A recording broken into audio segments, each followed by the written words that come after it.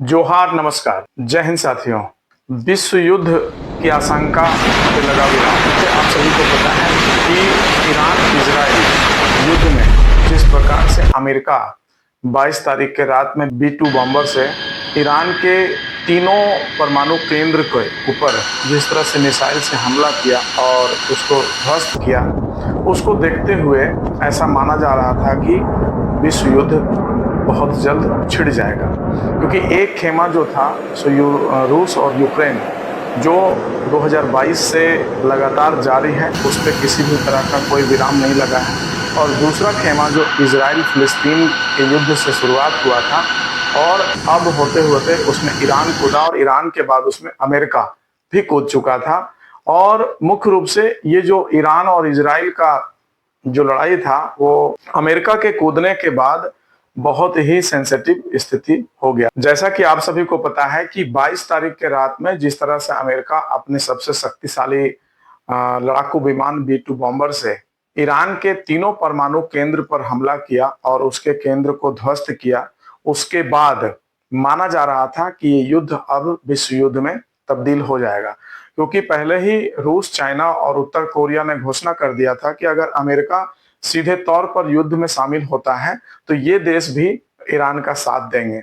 और जैसे ही 22 तारीख के रात में अमेरिका ने हमला किया, उसके बाद अगले ही दिन इजराइल भी अपने ताबड़तोड़ मिसाइलों से हमला करके ईरान को दहला दिया था। उसके बाद ऐसा माना जा रहा था कि अब ये लड़ाई रुकने का नाम नहीं लेगी। हालांकि उसका बहुत जबरदस्त जो है सो ईरान की तरफ से रिएक्ट किया गया और रिएक्ट करने में अपने 30 शक्तिशाली मिसाइलों के द्वारा इजराइल के ऊपर हमला किया। उसके बाद ये माना जा रहा था कि अब स्थिति क्या बनेगी। तो जैसा कि आप सभी को पता है कि उसके तत्काल बाद 22 तारीख के हमले के बाद 24 तारीख को अमेरिका जो है वो सीज फायर का घोषणा करता है और दोनों देशों से आग्रह करता है कि वो सीज फायर को माने, क्योंकि अमेरिका का कहना था कि उसका उद्देश्य सिर्फ ईरान के परमाणु केंद्र को ध्वस्त करना था, ना कि ईरान के ऊपर हमला करना। आप सभी को पता है कि 24 तारीख के सीज फायर के बाद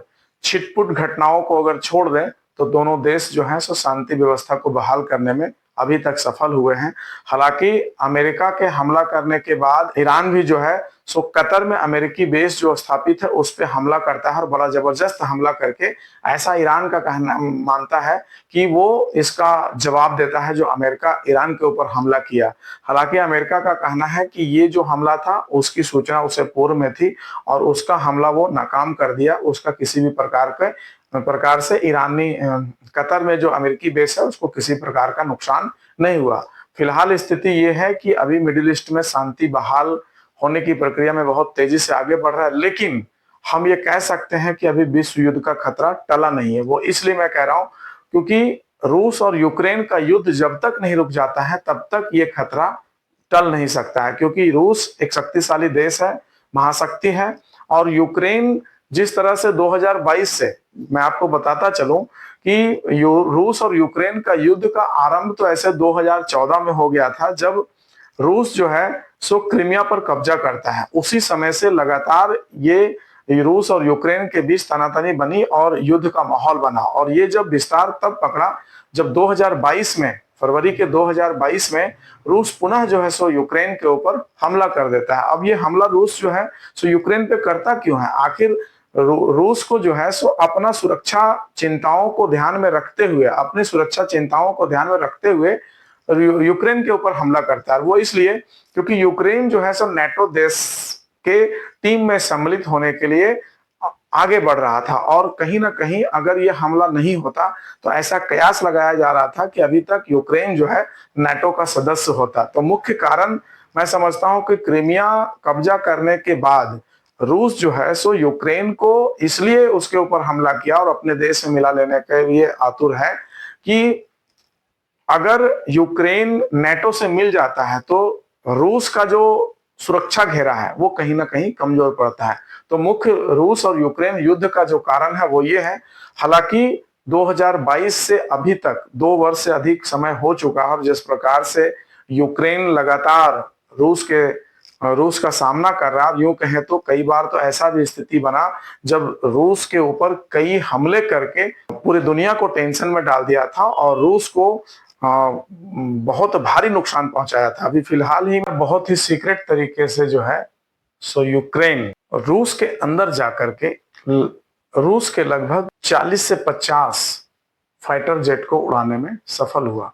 और ये हमला जो है सो ड्रोन के द्वारा किया गया था और प्रत्येक अलग अलग क्षेत्रों से रूस के अंदर जाकर के अलग अलग क्षेत्रों से उस ड्रोन को पहुंचाया गया और ट्रकों के माध्यम से इस ड्रोन को पहुंचाया गया। और इस तरह से सीक्रेट तरीके से जिस प्रकार से ड्रोन को रूस के अंदर ले जाया गया, ऐसा माना जा रहा है कि नेटो और अमेरिकी इंटेलिजेंस के बिना ये काम होना असंभव है। तो यूक्रेन भी जो है सो लगातार रूस को कड़ा थ्रेटिंग दिया हुआ है।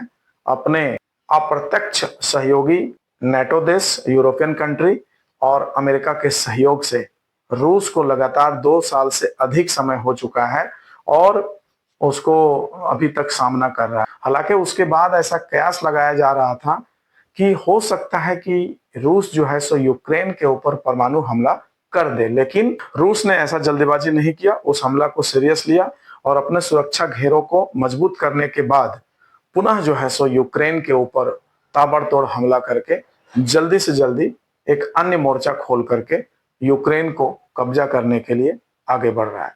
हालांकि ऐसा कयास लगाया जा रहा है कि आने वाले दिनों में जिस प्रकार से बेलारूस का बॉर्डर जो है, कहीं वहां से भी रूस जो है सो हमला न कर दे। और अगर बेलारूस से हमला होता है तो सीधे तौर से पोलैंड और बाकी अन्य देश जो यूरोप से, जो यूक्रेन से सटे हुए हैं, उनके लिए खतरे की घंटी हो जाएगा। और हो सकता है ऐसा कि इस युद्ध में सीधे तौर से नेटो जो है सो सामने आ जाए। और अगर नेटो सामने आया तो माना जाएगा वो भी विश्व युद्ध का एक संकेत हो जाएगा, खतरे की घंटी। ऐसा हो सकता है कि अगर नेटो सीधे तौर से इस युद्ध में शामिल होता है तो रूस के साथ भी कई देश और मिल जाएंगे और ये युद्ध जो है सो विश्व युद्ध में तब्दील हो जाएगा। तो ऐसा विश्व शांति के लिए बहुत आवश्यक है कि जिस तरह से ईरान इजराइल युद्ध थमा, उसी प्रकार से रूस और यूक्रेन का युद्ध थमे। और इसको रोकने के लिए विश्व के कई देश, विशेष करके भारत जैसे देश को आगे आना चाहिए और आ करके बीच में मध्यस्थता करके इस युद्ध को रोकना चाहिए। फिलहाल आप सभी मेरे साथ बने रहते हैं, मैं लगातार आप सभी के बीच बन के विशेष रिपोर्टिंग देता रहता हूं। आप सभी मेरे साथ बने रहते हैं, इसके लिए बहुत बहुत धन्यवाद। जोहार, नमस्कार, जय हिंद।